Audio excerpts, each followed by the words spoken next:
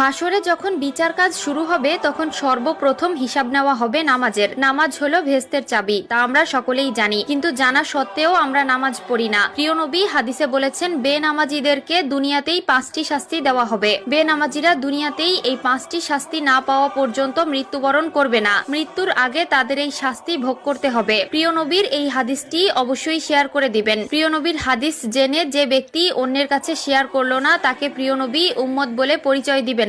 আমরা জানবো এবং অন্যকে জানাবো। এবং আপনি যদি প্রিয় নবীর উম্মত হয়ে থাকেন তাহলে অবশ্যই আলহামদুলিল্লাহ কমেন্ট করবেন। তো চলুন বেশি কথা না বলে শুরু করি আজকের ভিডিও। আজকে আমরা জানবো বেনামাজি ব্যক্তিদের দুনিয়াতে কোন 5টি শাস্তি দেওয়া হবে। বেনামাজি ব্যক্তির সর্বপ্রথম যে শাস্তি হলো সেটি হলো তার কোনো দোয়া কবুল হবে না। সে আল্লাহর কাছে যতই দোয়া করুক না কেন তার কোনো দোয়া আল্লাহর দরবারে কবুল হবে না। 2 নম্বরে যে শাস্তির কথা বলা হয়েছে তা হলো তার নেক কাজের কোনো বদলা দেওয়া হবে না। প্রিয় দর্শক, ধরুন